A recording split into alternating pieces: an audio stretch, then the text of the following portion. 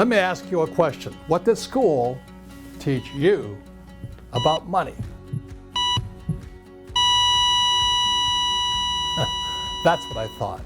The United States now has more income and wealth inequality than any major country on earth, and it is worse today than at any time since 1928.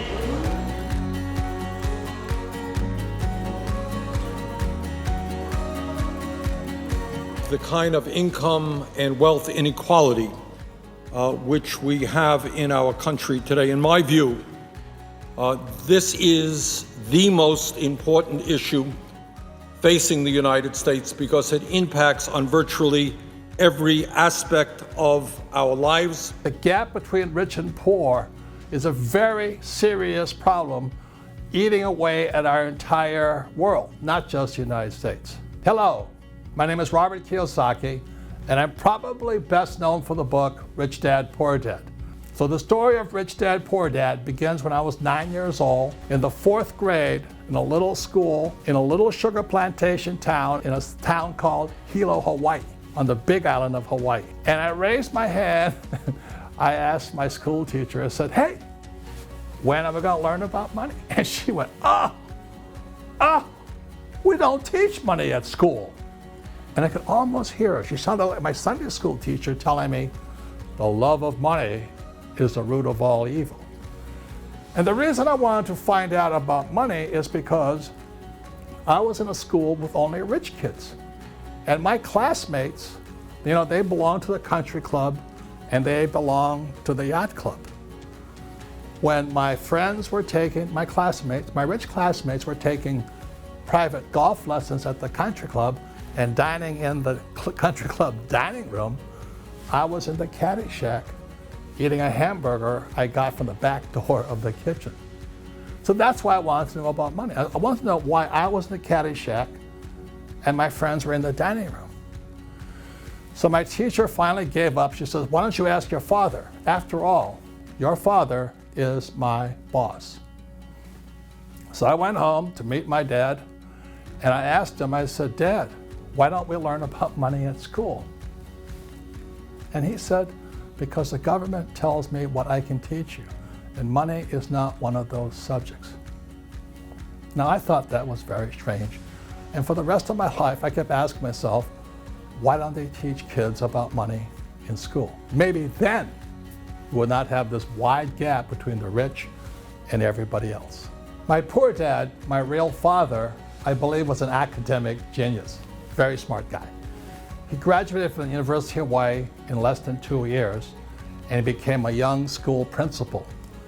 He went on to do his graduate studies at Stanford University, University of Chicago, and Northwestern University, ultimately earning his PhD. So he was a very smart man, but like most teachers who are good people, they know very little about money. And my poor dad said, if you want to be a rich man, you should talk to your classmate, Mike.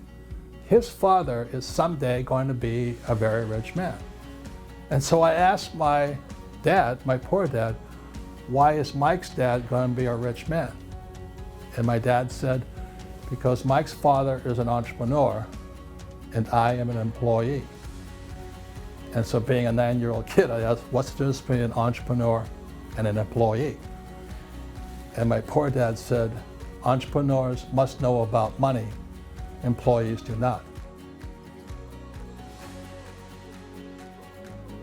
And as you know, today, millions of kids, young people all over the world, are leaving school loaded with student loan debt, and most cannot find that mythical high-paying job. Also, the old guys like me, the baby boom generation people, millions of them will never be able to retire, or worse yet, run out of money during retirement. And third, for those looking for that high-paying job, always remember this, the robots are coming. Artificial intelligence will replace workers all over the world, in every country, including Mexico, as well as China. So the idea of going to school to get a safe, secure job is really an obsolete idea. And that's why we all need today financial education so we can survive into the future. So what kind of education do we need for the future? This is my point of view. There are three types of education. Number one is academic education, reading, writing, and arithmetic. Very, very important. Number two is professional education, whether it become a doctor, lawyer, real estate agent, masseuse. Very important for professional education. And many people leave school academically, but have no profession. And a professional education generally ends up with a license, like a doctor has a license to practice, attorneys have license to practice, real estate agents have a license. But what is missing is financial education. And today, to be successful in the real world, and most importantly, to survive the massive changes, the ups and downs of the economy that are coming, a financial education is essential. And that is why the Rich Dad Company was founded. And that is why I wrote Rich Dad, Poor Dad way back in 1997. My poor dad, being a great teacher, knew I needed a different type of teacher. And that's why he recommended I go and talk to my rich dad, my best friend's father. So my financial education began when I was 9 years old. And this was a deal I made with my rich dad. I would go to work for him after school for about an hour, and then for another hour, he would sit down and play Monopoly with his son and me. And so what I'm saying is I worked for free in exchange for my financial education. Now, the reason I worked for free is because my rich dad said to me, if I pay you, you think like an employee. I'm going to train you to think like an entrepreneur, because the rich don't work for money. If you can understand that, you'll be a rich man. I didn't really understand what he was saying at the time, but I do now. So after playing Monopoly for a while, Rich Dad would just show us, why he did certain things and why his moves, his decisions like this. And one day I finally asked him, I said, I thought you were going to give me my financial education. He says, yes, I am. He says, so why are we playing Monopoly? And what he said to me was this. He says, there are many ways you can get rich, but one of the best formulas for great wealth is found on this Monopoly board. I said, in the Monopoly game? He goes, yes. And I said, so what's the formula? He says, what have you been doing? And I said, 4 greenhouses, 1 red hotel. He says, you got it. If you do that, you'll be a very rich man. And I said to him, are you doing the same thing? He says, yes, I am. So with that, he took his son and me to show us what represented his 4 greenhouses. He said, someday, these little greenhouses, and he had a lot of them, will be a giant red hotel. So 10 years later, at the age of 19, I was in school at a military academy in New York. I returned home to Hawaii, and sure enough, Rich Dad had bought his big red hotel smack dab in the middle of Waikiki Beach. And that's when I knew, when I grew up, I was going to play Monopoly in real life. And that's how my financial education began.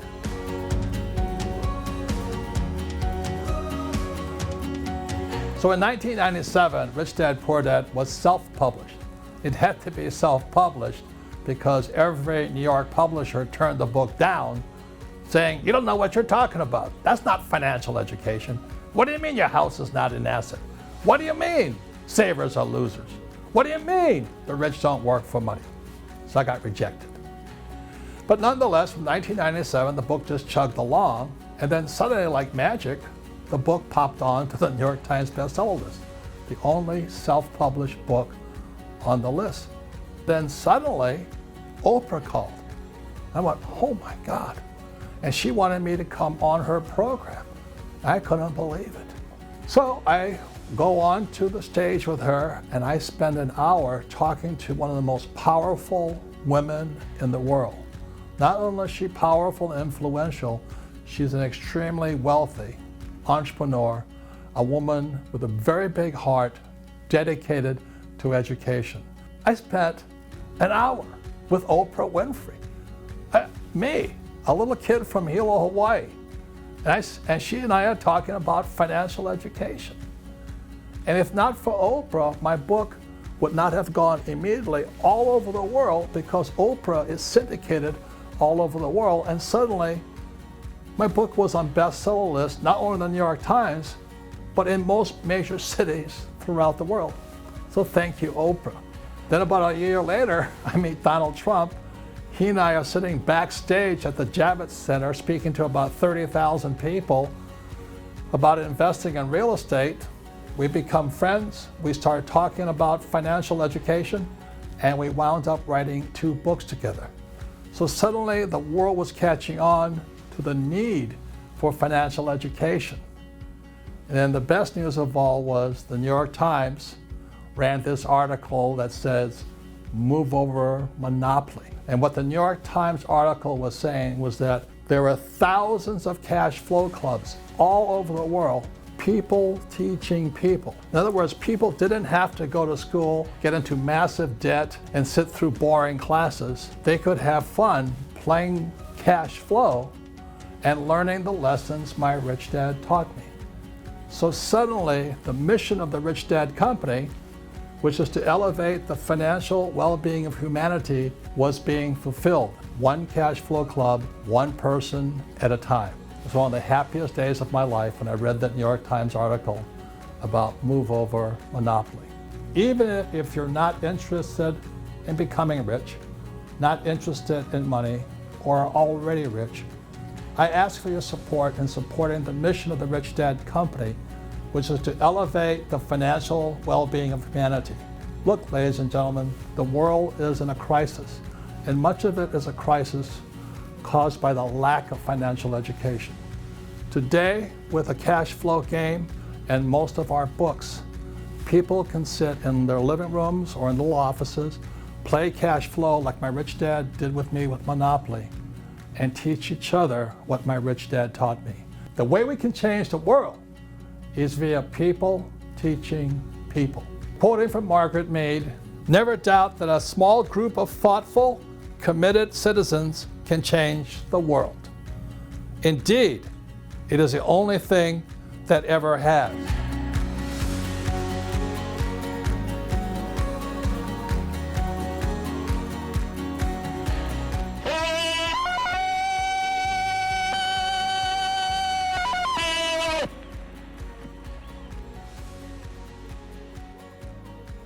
So I'd like to introduce you to my sweetheart, Kim.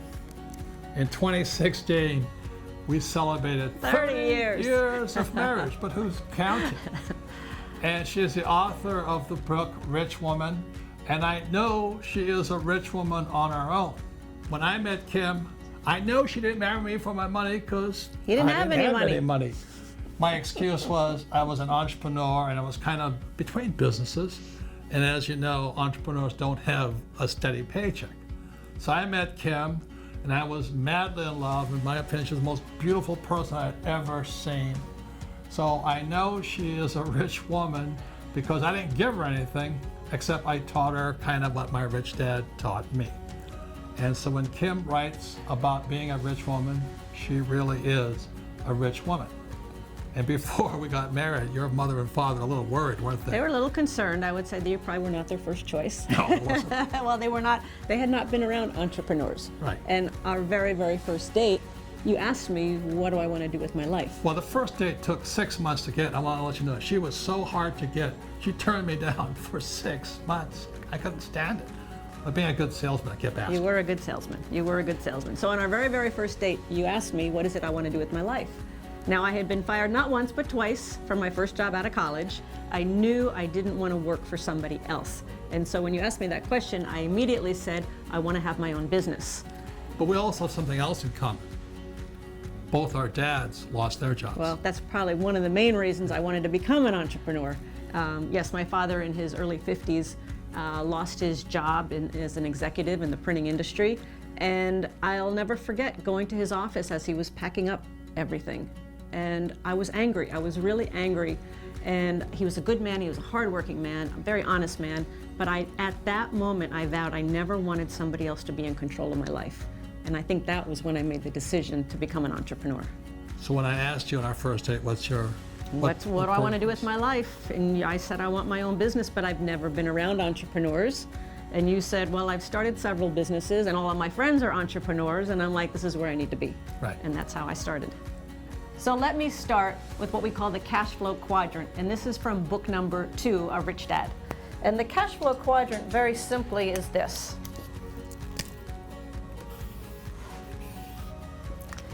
In the world of business, there are 4 types of people. Number 1, employees. Number 2, self-employed, small business specialists. Number 3, business owners, big business. 500 employees or more. 500 employees or more. And the 4th quadrant is investor, professional investor. So my dad and Robert's dad were both here, employee, the E quadrant. And when they both lost their jobs, they didn't have the skill, they didn't have the mindset, they didn't have the knowledge to move into the self-employed quadrant, the business quadrant, or the professional investor quadrant. So on our first date, when Robert asked me what do I want to do with my life, I was here as an employee and I wanted my own business. So Robert began teaching me what his rich dad taught him about moving from the employee quadrant into the self-employed quadrant. And I started my very first business a few months after you and I met. Right. My very first gift from Robert was an accounting class. An accounting class. Because I wanted to make sure she understood assets from liabilities. Because if you've read Rich Dad, Poor Dad, this is a financial statement. Actually, there's 3 financial statements. This is income, expense, assets, liability. And the reason most marriages break up is one or both have too many liabilities they call assets, right? So she did this weekend seminar, it's a little 2-day course on the accounting, and you actually liked the course. Well, here's what was different. Okay, so I have a business degree from the university, and it didn't teach me anything about entrepreneurship at all. Or this. Or nothing about money, definitely nothing about money. And so when I took this accounting class, it was very participatory. It was very hands-on. We actually made a lemonade stand. There was competition. We were competing with other teams. It was a lot of fun, and the learning was incredible. And here was the main thing for me, is that I didn't ever want to step foot in another classroom after I left college. But this course, because it was about money, it was about what I was interested in, it was very, very real life, it totally turned on my love of learning. I discovered I really love learning. The problem with school is they were teaching me things I wasn't interested in. This accounting course ignited that spark, my love of learning. So the reason I encourage couples to play the cash flow game together is because the number one thing couples fight about is money. The number one cause of divorce is money. So by playing the cash flow game, you learn assets from liabilities. You know, sometimes I hear couples say, oh, she spends too much, he spends too much. Oh, he doesn't make enough. Oh, she doesn't make enough. There's this argument that's constantly going on because they don't have the definition of asset and liability. They think their liabilities are assets. So money is such a volatile subject that couples need to learn it together. So play the cash flow game together. And what we also see, and this often happens, is, you know, a husband, this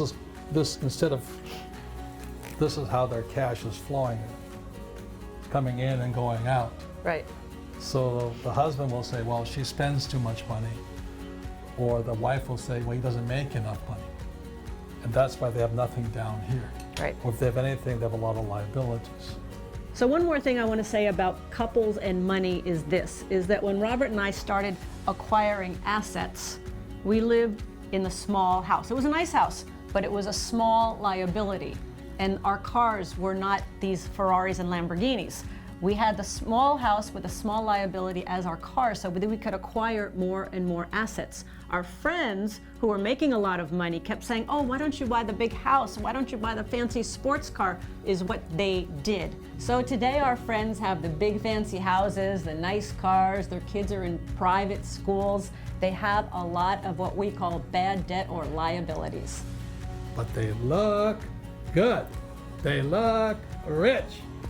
But they're hemorrhaging out the liability column through the expense column. So today, Robert and I acquire assets, cash flowing assets that put money in our pocket, into our income column. Assets such as apartment buildings that throw off cash flow, businesses that throw off cash flow, oil, gas, things like that, all producing cash flow that puts money in our pocket. Money in our pocket, whether we work or not. So this is why we can never be fired, because we don't have jobs. And that was the plan from day one. This is why financial education is so important for women, because with financial education, you don't need a man. I mean, look at the divorce rate today. 50% of marriages end in divorce. Women outlive men by so many years. And oftentimes women, as they get older, find themselves in a financial crisis. So for the women out there, I encourage you to get financially educated, because with financial education, you do not have to depend upon somebody else, such as a husband or a man, to take care of you. You take care of you. So when I met Robert's rich dad, He was quite a character. he was quite a character. He was not what I expected, but he taught you very well, didn't he? Yes. So when I met him, so our business was up and running, and Robert and I were here in the S quadrant. And the business started doing very well, and then Robert encouraged me.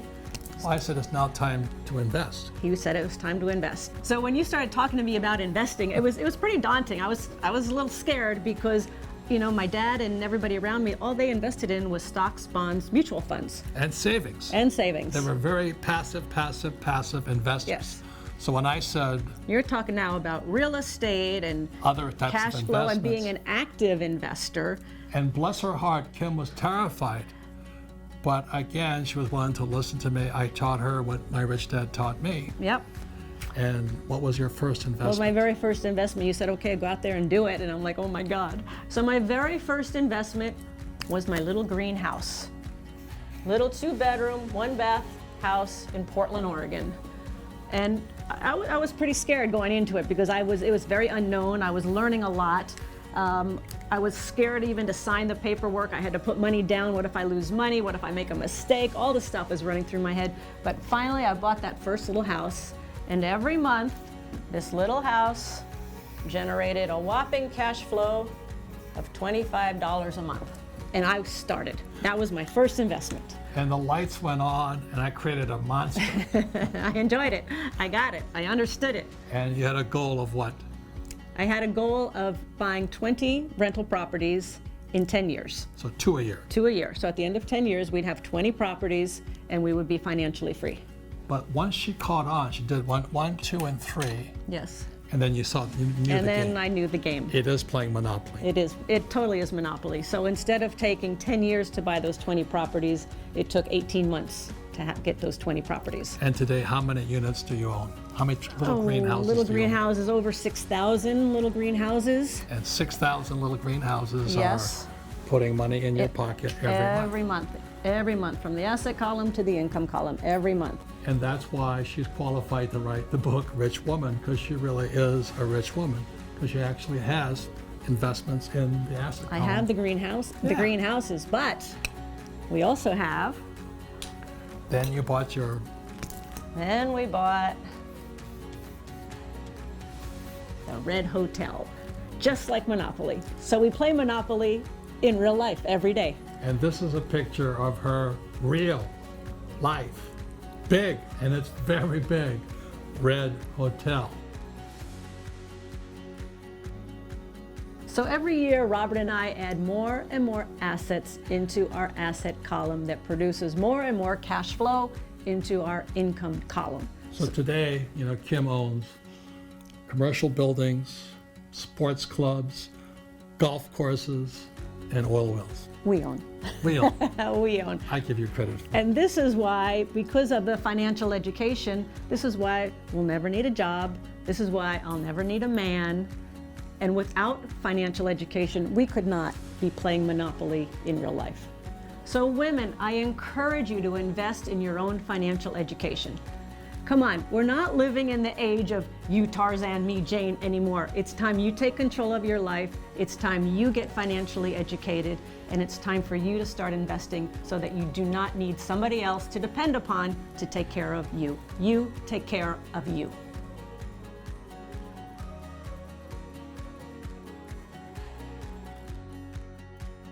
So people ask, how is the cash flow board game different from Monopoly?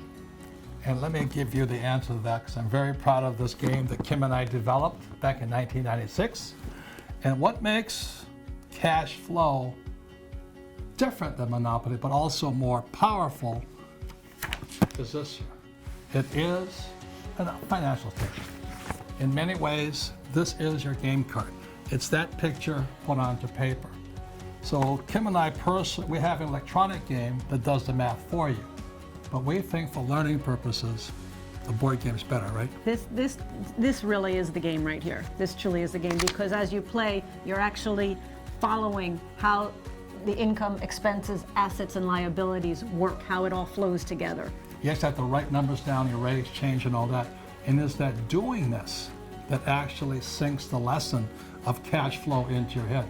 Because you're constantly trying to stop the cash flow from flowing out, but the cash coming in.